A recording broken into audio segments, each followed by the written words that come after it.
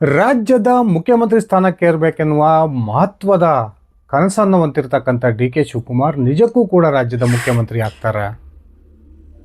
ರಾಜ್ಯ ಕಾಂಗ್ರೆಸ್ನಲ್ಲಿ ನಡೀತಿರ್ತಕ್ಕಂಥ ಬೆಳವಣಿಗೆಗಳು ಡಿ ಕೆ ಶಿವಕುಮಾರ್ ಅವರಿಗೆ ಪೂರಕವಾಗಿ ಕೆಲಸವನ್ನು ಮಾಡ್ತಾ ಇದ್ದಾವ. ಒಬ್ಬ ಪಕ್ಷನಿಷ್ಠನಾಗಿ ಸುಮಾರು 40 ವರ್ಷಕ್ಕೂ ಹೆಚ್ಚು ಕಾಲ ಒಂದೇ ಒಂದು ಪಕ್ಷದಲ್ಲಿದ್ದು ಪಕ್ಷದ ಬೆಳವಣಿಗೆಗಾಗಿ ತನು ಮನ ಧನದ ಸಂಪೂರ್ಣ ಒಂದು ತ್ಯಾಗ ಮಾಡಿರ್ತಕ್ಕಂಥ ಡಿ ಕೆ ಶಿವಕುಮಾರ್ಗೆ ನಿಜಕ್ಕೂ ಕೂಡ ಮುಖ್ಯಮಂತ್ರಿ ಆಗೋದಕ್ಕೆ ಯಾಕೆ ಸಾಧ್ಯವಾಗ್ತಿಲ್ಲ? 2023ರ ಚುನಾವಣೆಯ ಫಲಿತಾಂಶದ ನಂತರವೇ ಡಿ ಕೆ ಶಿವಕುಮಾರ್ ರಾಜ್ಯದ ಮುಖ್ಯಮಂತ್ರಿ ಆಗಬೇಕಿತ್ತು. ಆದರೆ ಕಾಂಗ್ರೆಸ್ ಹೈಕಮಾಂಡ್ ಸಿದ್ದರಾಮಯ್ಯನವರನ್ನು ಮುಖ್ಯಮಂತ್ರಿಯಾಗಿ ನೇಮಕ ಮಾಡೋದ್ರ ಮೂಲಕ ಡಿ ಕೆ ಶಿವಕುಮಾರ್ ಅವರ ಕನಸಿಗೆ ಬಹುದೊಡ್ಡ ಒಂದು ಎಳ್ಳು ನೀರನ್ನು ಬಿಟ್ಟಿತ್ತು.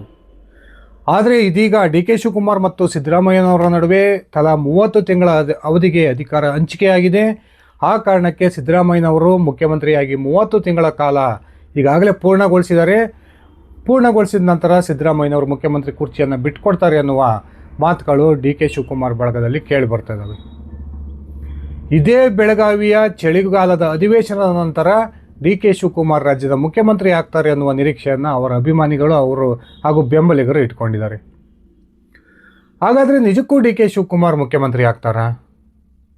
ಅಥವಾ ಡಿ ಕೆ ಶಿವಕುಮಾರ್ ಮುಖ್ಯಮಂತ್ರಿ ಆಗೋದಕ್ಕೆ ಇರ್ತಕ್ಕಂಥ ಪ್ರಮುಖ ತೊಡಕುಗಳೇನು? ಈ ಪ್ರಶ್ನೆಗಳಿಗೆ ನಾನು ಉತ್ತರ ಕೊಡ್ತಾ ಹೋಗ್ತೀನಿ. ಅದಕ್ಕಿಂತ ಮುಂಚೆ ನೀವಿನ್ನು ನನ್ನ ಇಟ್ಕೆಯ ಮಂತ್ ಯೂಟ್ಯೂಬ್ ಚಾನಲ್ಗೆ ಸಬ್ಸ್ಕ್ರೈಬ್ ಮಾಡ್ಕೊಂಡಿಲ್ಲ ಅಂದರೆ ದಯವಿಟ್ಟು ಸಬ್ಸ್ಕ್ರೈಬ್ ಮಾಡಿಕೊಂಡು ಬೆಲ್ ಬಟನನ್ನು ಕ್ಲಿಕ್ ಮಾಡಿ. ನಾನು ಕೊಡ್ತಕ್ಕಂಥ ಮಾಹಿತಿ ನಿಮಗೆ ಇಷ್ಟ ಆಗಿದ್ದರೆ ಈ ವಿಡಿಯೋಗೆ ಲೈಕ್ ಮಾಡಿ, ಶೇರ್ ಮಾಡಿ, ಕಮೆಂಟ್ ಮಾಡಿ. ಸ್ನೇಹಿತರೆ, ಡಿ ಕೆ ಶಿವಕುಮಾರ್ ಅವರ ಪಕ್ಷ ನಿಷ್ಠೆಯ ಬಗ್ಗೆ ಯಾರೂ ಕೂಡ ಪ್ರಶ್ನೆ ಮಾಡೋ ಹಾಗಿಲ್ಲ. ಸುಮಾರು 40 ವರ್ಷದಿಂದ ಎಂಥದೇ ಒಂದು ಸಂದರ್ಭ ಬಂದರೂ ಕೂಡ ಪಕ್ಷದ ನಿಷ್ಠೆಯನ್ನು ಡಿ ಕೆ ಶಿವಕುಮಾರ್ ಬಿಟ್ಕೊಟ್ಟಿಲ್ಲ. ಇಂತಹ ಡಿ ಕೆ ಶಿವಕುಮಾರ್ ರಾಜ್ಯದ ಮುಖ್ಯಮಂತ್ರಿ ಆಗಬೇಕು ಅನ್ನುವ ದೊಡ್ಡ ಕನಸನ್ನು ಇಟ್ಕೊಂಡಿದ್ದಾರೆ. ಆದರೆ ಅದು ನನಸಾಗೋದು ತುಂಬ ಕಷ್ಟ ಇದೆ ಅನ್ನುವ ಮಾಹಿತಿಗಳು ಈಗಾಗಲೇ ಹರಿದಾಡ್ತಾ ಇದ್ದಾವೆ. ಒಂದು ಕಡೆ ಸಿದ್ದರಾಮಯ್ಯ ಮತ್ತು ಡಿ ಕೆ ಶಿವಕುಮಾರ್ ನಡುವೆ ಎಲ್ಲವೂ ಕೂಡ ಸರಿಯಾಗಿದೆ. ಸಿದ್ದರಾಮಯ್ಯನವರು ಅತ್ಯಂತ ಸುಲಭವಾಗಿ ಅಧಿಕಾರವನ್ನು ಡಿ ಕೆ ಶಿವಕುಮಾರ್ಗೆ ಹಸ್ತಾಂತರಿಸ್ತಾರೆ ಅನ್ನುವ ಒಂದು ಮಾತುಗಳೇನು ಇತ್ತೀಚೆಗೆ ಕೇಳಿ ಬರ್ತಿದ್ವು. ಆದರೆ ಈಗ 2-3 ದಿನಗಳಿಂದ ಇಡೀ ಒಂದು ವಾತಾವರಣನೇ ಚೇಂಜ್ ಆಗಿದೆ. ಸಿದ್ದರಾಮಯ್ಯನವರ ಪರವಾಗಿ ಇಡೀ ಅಹಿಂದ ಸಮುದಾಯ ಬೀದಿಗಿಳಿದು ಹೋರಾಟವನ್ನು ಮಾಡ್ತಕ್ಕಂಥ ಒಂದು ತಯಾರಿಯನ್ನು ಮಾಡ್ಕೊಳ್ತಾ ಇದೆ. ಕಾಂಗ್ರೆಸ್ ಹೈಕಮಾಂಡ್ ನಾಯಕರು ಕೂಡ ಮುಖ್ಯಮಂತ್ರಿ ಕುರ್ಚಿಯ ಬದಲಾವಣೆ ವಿಚಾರಕ್ಕೆ ಒಂದು ತಾರ್ಕಿಕ ಅಂತ್ಯಕ್ಕೆ ಬರೋದಕ್ಕೆ ಸಾಧ್ಯವಾಗ್ತಾ ಇಲ್ಲ. ಹಾಗಾದರೆ ಡಿ ಕೆ ಶಿವಕುಮಾರ್ ಮುಖ್ಯಮಂತ್ರಿ ಆಗೋದಕ್ಕೆ ಇರತಕ್ಕಂಥ ಪ್ರಮುಖ ತೊಡಕುಗಳೇನು?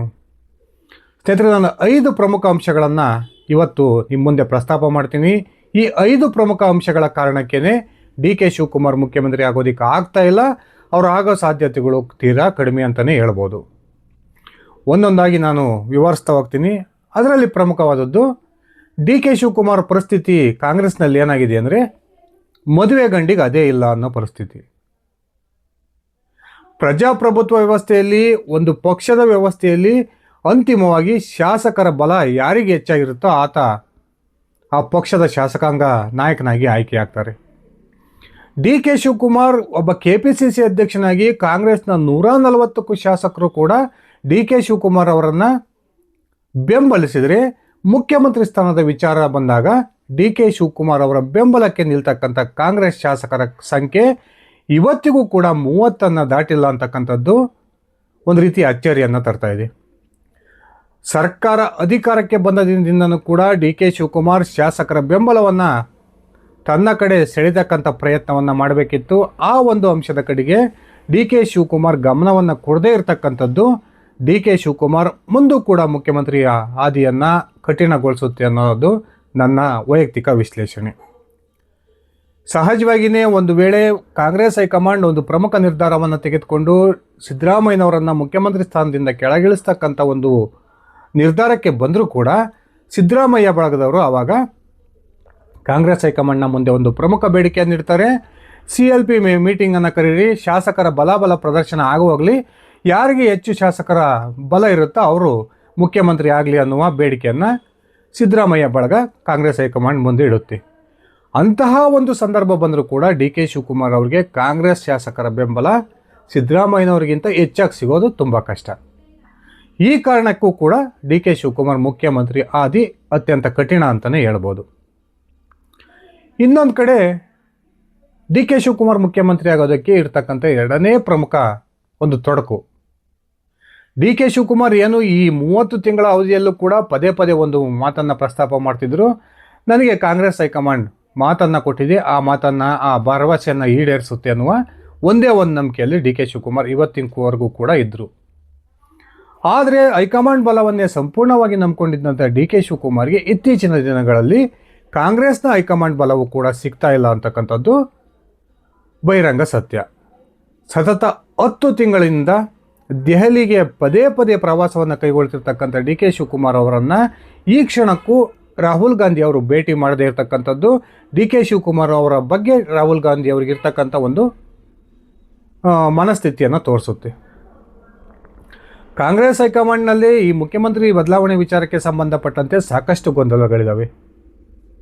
ಒಂದು ಕಡೆ ಕೆ ಸಿ ವೇಣುಗೋಪಾಲ್, ರಾಹುಲ್ ಗಾಂಧಿ ಈ ರೀತಿಯ ನಾಯಕರು ಸಿದ್ದರಾಮಯ್ಯನವರೇ ಮುಖ್ಯಮಂತ್ರಿ ಸ್ಥಾನದಲ್ಲಿ ಮುಂದುವರಿಲಿ ಅನ್ನುವ ಒಂದು ಅಭಿಪ್ರಾಯಕ್ಕೆ ಬಂದಿದ್ದರೆ, ಸೋನಿಯಾ ಗಾಂಧಿ ಹಾಗೂ ಪ್ರಿಯಾಂಕಾ ವಾದ್ರಾ ಡಿ ಕೆ ಶಿವಕುಮಾರ್ ಪಕ್ಷನಿಷ್ಠ, ಆತನಿಗೆ ನಾವು ನ್ಯಾಯವನ್ನು ಒದಗಿಸಬೇಕು ಅನ್ನುವ ತೀರ್ಮಾನವನ್ನು ಮಾಡಿದ್ದಾರೆ. ಆ ಕಾರಣಕ್ಕೆ ಡಿ ಕೆ ಶಿವಕುಮಾರ್ ಅತಿಯಾಗಿ ನಂಬಿಕೊಂಡಿದ್ದಂತಹ ಹೈಕಮಾಂಡ್ ಬಲ ಕೂಡ ಡಿ ಕೆ ಶಿವಕುಮಾರ್ ಪಾಲಿಗೆ ಇಲ್ಲದೆ ಇರತಕ್ಕಂಥದ್ದು ಡಿ ಕೆ ಶಿವಕುಮಾರ್ ಮುಖ್ಯಮಂತ್ರಿ ಆದಿ ಕಷ್ಟ ಅಂತಲೇ ಹೇಳ್ಬೋದು. ಇನ್ನು ಅತ್ಯಂತ ಪ್ರಮುಖವಾಗಿ ಕಾಂಗ್ರೆಸ್ ಹೈಕಮಾಂಡ್ ಕೂಡ ಡಿ ಕೆ ಶಿವಕುಮಾರ್ ಅವರನ್ನ ಮುಖ್ಯಮಂತ್ರಿಯಾಗಿ ನೇಮಕ ಮಾಡೋದಕ್ಕೆ ಭಯ ಪಡ್ತಾ ಇರೋದು ಪ್ರಮುಖ ಕಾರಣ ಅವರ ವಿರುದ್ಧ ಇರತಕ್ಕಂಥ ಸಾಕಷ್ಟು ಕಾನೂನು ತೊಡಕುಗಳು. ಈಗಾಗಲೇ ಅಕ್ರಮ ಹಣ ವರ್ಗಾವಣೆ ಸಂಬಂಧಪಟ್ಟಂತೆ ಡಿ ಕೆ ಶಿವಕುಮಾರ್ ವಿರುದ್ಧ ಇಡಿಯಲ್ಲಿ ಕೇಸ್ ಆಗಿದೆ, CBI ತನಿಖೆ ಕೂಡ ನಡೀತಾ ಇದೆ. ಈ ರೀತಿಯ ಸಾಕಷ್ಟು ಕಾನೂನು ತೊಡಕುಗಳು ಕೂಡ ಡಿ ಕೆ ಶಿವಕುಮಾರ್ ಅವರ ವಿರುದ್ಧ ಇದ್ದಾವೆ. ಒಂದು ವೇಳೆ ಡಿ ಕೆ ಶಿವಕುಮಾರ್ ರಾಜ್ಯದ ಮುಖ್ಯಮಂತ್ರಿ ಆದಂಥ ಸಂದರ್ಭದಲ್ಲಿ CBI ಅಥವಾ ಇಡಿ ಡಿ ಕೆ ಶಿವಕುಮಾರ್ನವರ ಏನಾದರೂ ಬಂಧನವನ್ನು ಮಾಡಿದರೆ ಆಗ ಇಡೀ ರಾಷ್ಟ್ರ ಮಟ್ಟದಲ್ಲಿ ಕಾಂಗ್ರೆಸ್ಗೆ ಬಹುದೊಡ್ಡ ಮುಜುಗರ ಆಗುತ್ತೆ ಅನ್ನೋ ಲೆಕ್ಕಾಚಾರ ಕಾಂಗ್ರೆಸ್ ಹೈಕಮಾಂಡ್ ನಾಯಕರನ್ನು ಕಾಡ್ತಾ ಇದೆ. ಈ ಕಾನೂನು ತೊಡಕುಗಳು ಏನಾದರೂ ಡಿ ಕೆ ಶಿವಕುಮಾರ್ ವಿರುದ್ಧ ಇಲ್ಲದೆ ಹೋಗಿದ್ರೆ ಕಾಂಗ್ರೆಸ್ ಹೈಕಮಾಂಡ್ ಕೂಡ ಒಂದು ಧೈರ್ಯವನ್ನು ಮಾಡ್ಬೋದಿತ್ತು. ಆದರೆ ಡಿ ಕೆ ಶಿವಕುಮಾರ್ ವಿರುದ್ಧ ಸಾಕಷ್ಟು ಕಾನೂನಿನ ಒಂದು ಕೇಸ್ಗಳಿದ್ದಾವೆ. ಅವು ಯಾವ ಕ್ಷಣದಲ್ಲಿ ಬೇಕಾದರೂ ಡಿ ಕೆ ಶಿವಕುಮಾರ್ ಅವರನ್ನು ಬಂಧನ ಮಾಡ್ತಕ್ಕಂಥ ಸಾಧ್ಯತೆಗಳಿದ್ದಾವೆ. ಈ ಕಾರಣಕ್ಕೂ ಕೂಡ ಡಿ ಕೆ ಶಿವಕುಮಾರ್ ಮುಖ್ಯಮಂತ್ರಿ ಆದಿ ಬಹುದೊಡ್ಡ ಕಠಿಣ ಅಂತಲೇ ಹೇಳ್ಬೋದು. ಇನ್ನೊಂದು ಕಡೆ ಅತ್ಯಂತ ಪ್ರಮುಖವಾದ ನಾಲ್ಕನೇ ವಿಚಾರ, ಸಿದ್ದರಾಮಯ್ಯನವ್ರಿಗಿರ್ತಕ್ಕಂಥ ಅಹಿಂದ ವರ್ಗದ ಅಭೂತಪೂರ್ವಕ ಬೆಂಬಲ. ಇಡೀ ಅಹಿಂದ ವರ್ಗ ಸಿದ್ದರಾಮಯ್ಯನವರ ಬೆನ್ನಿಗೆ ನಿಂತಿರ್ತಕ್ಕಂಥದ್ದು ಕೂಡ ಕಾಂಗ್ರೆಸ್ ಹೈಕಮಾಂಡ್ ನಾಯಕರನ್ನು ಬೆಚ್ಚಿ ಬೀಳುವಂತೆ ಮಾಡಿದೆ.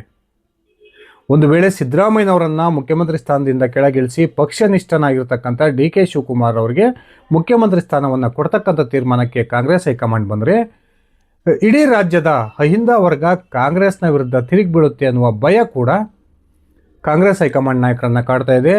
ಆ ಕಾರಣಕ್ಕೆ ಸಿದ್ದರಾಮಯ್ಯನವರ ಮನವೊಲಿಕೆಯ ಹೊರತು ಡಿ ಕೆ ಶಿವಕುಮಾರ್ ಮುಖ್ಯಮಂತ್ರಿ ಆಗೋದಕ್ಕೆ ಬೇರೆ ದಾರಿಗಳೇ ಇಲ್ಲ.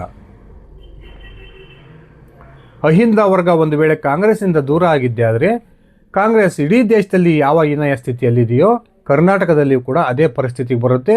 ಆ ಕಾರಣಕ್ಕೆ ಏಕಾಏಕಿ ಮುಖ್ಯಮಂತ್ರಿ ಸಿದ್ದರಾಮಯ್ಯನವರನ್ನು ಆ ಸ್ಥಾನದಿಂದ ಕೆಳಗಿಳಿಸೋದಕ್ಕೆ ಕಾಂಗ್ರೆಸ್ ಹೈಕಮಾಂಡ್ ಕೂಡ ಹಿಂದೇಟಾಗ್ತಾ ಇದೆ. ಈ ಅಂಶವು ಕೂಡ ಅಂದರೆ ಸಿದ್ದರಾಮಯ್ಯನವ್ರಿಗಿರ್ತಕ್ಕಂಥ ಅಹಿಂದ ಬಲ ಕೂಡ ಡಿ ಕೆ ಶಿವಕುಮಾರ್ ಅವರ ಮುಖ್ಯಮಂತ್ರಿ ಆದಿಯನ್ನು ಬಹುದೊಡ್ಡ ದೂರ ಮಾಡ್ತಾ ಇದೆ ಅಂತಲೇ ಹೇಳ್ಬೋದು. ಇನ್ನೊಂದು, ಡಿ ಕೆ ಶಿವಕುಮಾರ್ ಸ್ವತಃ ಮಾಡ್ಕೊಂಡಿರ್ತಕ್ಕಂಥ ಸ್ವಯಂಕೃತ ಅಪರಾಧ ಅದೇನೆಂದರೆ BJP ನಾಯಕರೊಂದಿಗೆ ಡಿ ಕೆ ಶಿವಕುಮಾರ್ ನಿರಂತರ ಸಂಪರ್ಕದಲ್ಲಿದ್ದಾರೆ ಅನ್ನುವ ಸುದ್ದಿಗಳೇನು ಹರಿದಾಡ್ತಾ ಇದ್ವು, ಈ ಒಂದು ಸುದ್ದಿಗಳು ಕೂಡ ಡಿ ಕೆ ಶಿವಕುಮಾರ್ ಅವರಿಗೆ ಮುಖ್ಯಮಂತ್ರಿ ಸ್ಥಾನವನ್ನು ತಪ್ಪಿಸೋದಕ್ಕೆ ಪ್ರಮುಖ ಕಾರಣ ಅಂತಲೇ ಹೇಳ್ಬೋದು. ಒಂದು ಕಡೆ ಕೊಯಮತ್ತೂರಿನ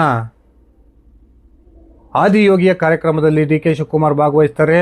ಆ ಕಾರ್ಯಕ್ರಮದಲ್ಲಿ ಕೇಂದ್ರ ಗೃಹ ಸಚಿವ ಅಮಿತ್ ಶಾ ಕೂಡ ಇರ್ತಾರೆ. ಅದೇ ಸಂದರ್ಭದಲ್ಲಿ ಡಿ ಕೆ ಶಿವಕುಮಾರ್ ಮತ್ತು ಅಮಿತ್ ಶಾ ನಡುವೆ ರಾಜಕೀಯ ಚರ್ಚೆ ನಡೆದಿದೆ ಅನ್ನುವ ಸುದ್ದಿಗಳು ಕೂಡ ಹರಿದಾಡ್ತವೆ. ಅದಾದ ನಂತರ AICC ಅಧ್ಯಕ್ಷ ಮಲ್ಲಿಕಾರ್ಜುನ್ ಖರ್ಗೆ ಅವರ ಈ ಎಚ್ಚರಿಕೆಯ ಹೊರತಾಗಿಯೂ ಕೂಡ ಡಿ ಕೆ ಶಿವಕುಮಾರ್ ಪ್ರಯಾಗ್ರಾಜ್ಗೆ ಹೋಗ್ತಾರೆ.